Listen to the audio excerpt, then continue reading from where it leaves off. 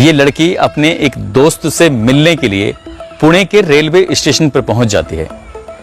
वहां जाकर उस लड़के का इंतजार कर रही थी। रात के 10 बज चुके थे, मगर उसका दोस्त नहीं आया, जिसको लेकर वो परेशान होने लगी। अचानक ही उस लड़की पर एक ऑटो वाले की नजर पड़ जाती है, और जैसे ही ऑटो वाले की नजर पड़ती है, ऑटो वाला उससे पूछता है कि तुम क्यों रो रही हो, क्यों परेशान हो, क्या मैं तुम्हारी कोई मदद कर सकता हूं? तो लड़की को एक सहारे की जरूरत थी। उसे लगा कि शायद ये जो व्यक्ति है, लगभग जिसकी उम्र 30 साल थी, उसने अपनी उस दास्तां को सुना दिया, बता दिया, और कहा कि वो अपने घर वालों की बिना मर्जी के यहाँ रेलवे स्टेशन पर अपने दोस्त से मिलने के लिए आई थी। दोस्त नहीं आया, इसलिए वो परेशान है। इतना सुनने के बाद वो ऑटो वाला वहां से चला जाता है और करीब 10 मिनट के बाद फिर वापस लौट कर आता है। उसने कहा कि जिसका तुम इंतजार कर रही थी, दरअसल वो लड़का बाहर खड़ा हुआ है और वो यहाँ आना नहीं चाहता। वो शर्मिंदा है अपनी किए पर, जो लेट हो गया है, इसलिए मेरे साथ चलो और मैं तुम्हें उससे मिला दूंगा। लड़की क्योंकि रो रही थी काफी देर से, उसके पास ना पीने के लिए पानी था, ना वहां आसपास उसे पानी की सुध थी। उसने उस ऑटो ड्राइवर ने उसको एक बोतल दे दी और उसने पानी पी लिया। दोनों साथ साथ बाहर तक चल रहे थे। अचानक से लड़की को चक्कर आने लगते हैं और वो गश खाकर इससे पहले गिरती, वो लड़का उसे ऑटो तक लेके पहुंच जाता है और उसके बाद उसे जंगल की ओर ले जाता है, जहां ले जाने के बाद उसके साथ बलात्कार करता है। कई घंटे तक उसे अपने साथ रखता है। वो 14 साल की लड़की, उसे कुछ होश नहीं था क्योंकि वो नशे में थी। उसे पानी के रूप में कुछ नशीला पदार्थ पिलाया गया था। इसके बाद जब 2 या 3 घंटे बीत जाते हैं, वो ऑटो ड्राइवर एक लॉज में लेके जाता है। वो एक छोटा सा होटल होता है। उस होटल में जब लेके जाता है तो वहां पर पहले से ही कुछ लड़के, कुछ और युवक इंतजार कर रहे थे। लड़की एक कमरे में जाती है। 31 अगस्त की रात 10 बजे ये वाकया शुरू होता है और उसके बाद होटल में जाने के बाद, लॉज में जाने के बाद, उस लड़की को अंदर कमरे में बंद कर दिया जाता है और उसके पूरे कपड़े उतार दिए जाते हैं, यानी कि उसके बदन पर एक भी कपड़ा नहीं था। अब वो लड़की शर्मा रही है, परेशान है और उसके साथ पहले ही बलात्कार हो चुका है। धीरे धीरे उसे होश आता है। तब तक उसके साथ लगभग 12 लड़के बारी बारी से रेप कर चुके थे। दिन निकल आता है और दिन भर यही काम चलता रहता है। एक के बाद एक लड़का आता रहता है और ये सिलसिला लगातार चलता रहता है। शाम हो जाती है, यानी कि इस कमरे के अंदर वो लड़की लगभग 24 घंटे तक रहती है और वो 12 लड़के 24 घंटे तक उसके साथ बलात्कार पर बलात्कार करते रहते हैं। वो भूख से, प्यास से तड़पती रहती है। वो कई बार कहती है कि मुझे खाने के लिए कुछ दे दो, मुझे पीने के लिए पानी दे दो, मगर कोई भी उसकी गुहार नहीं सुनता, उसकी कोई पुकार नहीं सुनता। उसकी चीखों की आवाज भी उस कमरे से बाहर जा भी रही थी, तो ना जाने क्यों वो होटल मालिक या वह आसपास के लोग उन आवाजों को सुन ही नहीं पा रहे थे। ये भी बताया जा रहा है कि उस लड़की को बार बार इंजेक्शन दिया जा रहा था, नशीली चीजें दी जा रही थी, जिससे क्या वो शोर न मचा सके। इस बीच उस लड़की ने बार बार रिक्वेस्ट करती रही, माफी मांगती रही, उसे बचाने की गुहार लगाती रही। इन 12 लड़कों में से एक लड़के को दया आ जाती है और उसके बाद ये लड़का उस लड़की को ले जाकर मुंबई के दादर रेलवे स्टेशन पर छोड़ देता है। अब ये आरोपी बारे के बारे ये फरार हो चुके थे। इन्होंने सोचा कि शायद अब वो लड़की चली जाएगी। दादर रेलवे स्टेशन पर जाने के बाद वहां 2 सफाई कर्मचारी मिलते हैं और 2 सफाई कर्मचारी उस लड़की की हालत को देखने के बाद उसके साथ बलात्कार करते हैं। यानी कि अभी वो उन लोगों से बची थी कि 2 सफाई कर्मचारियों ने भी उसके साथ बलात्कार जैसी घटना को अंजाम दे दिया। दादर रेलवे स्टेशन के सफाई कर्मचारियों ने उसके साथ बलात्कार करने के बाद अपने पास काफी समय तक रखा और एक ऐसी ट्रेन में बिठा दिया जिस ट्रेन की जो दिशा थी वो उत्तर की ओर जा रही थी। कई सौ किलोमीटर का सफर करते करते लड़की चंडीगढ़ पहुंच जाती है। एक कोने में डरी हुई, सहमी हुई बैठी रहती है।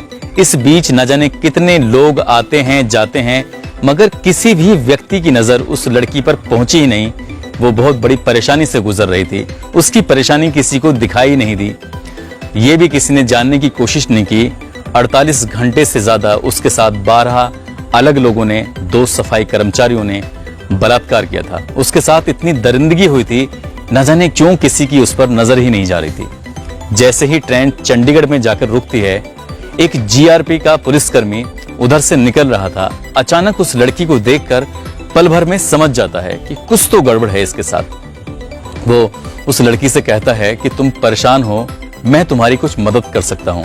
मगर वो लड़की पुरुष जाति के नाम से डरी हुई थी, घबराई हुई थी, क्योंकि वर्दी में भी तो एक पुरुष ही था। उसे लग रहा था कि हो ना हो ये भी उसे ले जाकर उसके साथ बलात्कार करेगा। वो लड़की चंडीगढ़ उतर जाती है, क्योंकि उस ट्रेन का लास्ट स्टॉपेज जो था वो चंडीगढ़ ही था। अब वो रेलवे स्टेशन पर उतर जाती है और डरी सहमी एक जगह बैठी होती है। मगर वो पुलिस वाला बहुत अच्छा इंसान था। उसने CWC यानी चाइल्ड वेलफेयर कमेटी से संपर्क बनाया। वहां की एक महिला अधिकारी तत्काल मौके पर पहुंची, उस लड़की को खाना खिलाया, उसे अपने पास बिठाया और घंटों तक उसको दुलारती रही, पुचकारती रही। एक माँ की भूमिका में उस महिला अधिकारी ने उसका कुछ ही घंटों में दिल जीत लिया।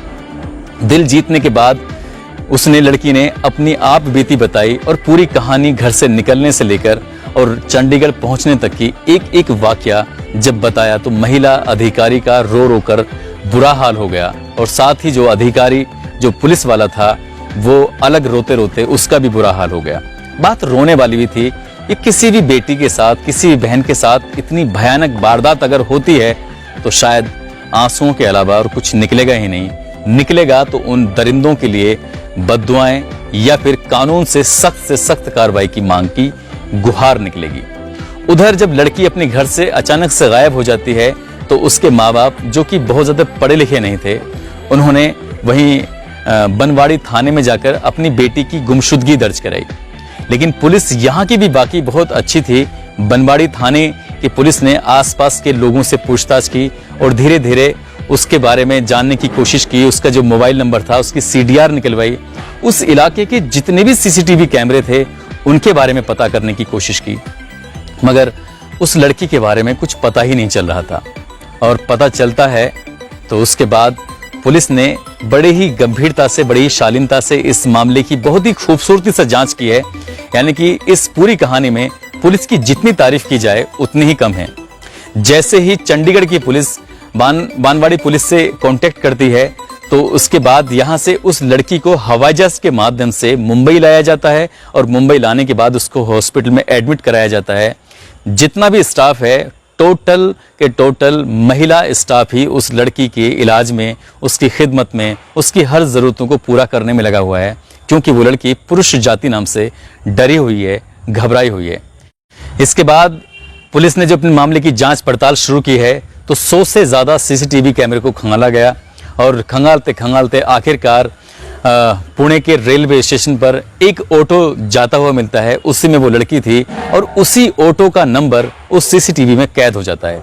पुलिस ने उस आरोपी को, जिसकी उम्र लगभग 30 साल थी, उसको गिरफ्तार किया, उसको पकड़ा और एक एक करके जितने भी लोग थे, यानी कि 12 के 12 लोगों को पकड़ा। उसके बाद इस लड़की ने जो बताया था, अपना बयान दिया था, दादर रेलवे स्टेशन का, उन दोनों सफाई कर्मचारियों को भी पकड़ा। फिलहाल पुलिस ने अभी तक इस मामले में 16 आरोपियों की गिरफ्तारी की है जो इस केस से सीधे तौर पर जुड़े हुए हैं। मुंबई पुलिस की प्राथमिकता है कि इस मामले को फास्ट ट्रैक कोर्ट में चलाया जाए ताकि अगले 10 से 15 दिन में या लगभग 1 महीने में इस केस में निर्णय आना चाहिए और जितने भी दरिंदे हैं, जितने भी आरोपी हैं, सबको फांसी की सजा कम से कम होनी चाहिए।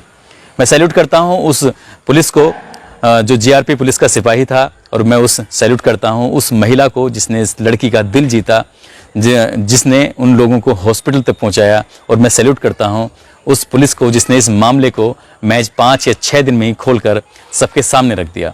ये कहानी आपको ज़्यादा न्यूज़ चैनल पर या फिर ज़्यादा अखबारों में देखने को नहीं मिलेगी, क्योंकि मीडिया की जो जिम्मेदारियां होती हैं वो कम पूरी कर रही है। वाकई ही इस खबर को उठाने की जरूरत थी, लोगों को सचेत और जागरूक करने की जरूरत थी, उस बेटी को न्याय दिलाने की जरूरत थी, जो शायद मीडिया इस मामले में दिलचस्पी नहीं ले रहा है। दोस्तों, यदि आप हमारी इस वीडियो को फेसबुक पेज पर देख रहे हैं तो हमारे पेज को लाइक कीजिए, शेयर कीजिए। यदि इस वीडियो को यूट्यूब पर देख रहे हैं तो हमारे चैनल को सब्सक्राइब कीजिए और बेल आइकन घंटी को दबा दीजिए। दोस्तों, यदि आपको लगता है कि हम समाज के लिए बेहतर काम कर रहे हैं तो आप हमारे चैनल की मदद कीजिए। तो फिलहाल इतना ही, फिर लेकर हाजिर होंगे देश और दुनिया से जुड़ी ताजा तरीन खबरें। तब तक आप बने रहिए सिर्फ और सिर्फ मेवात आज तक के साथ।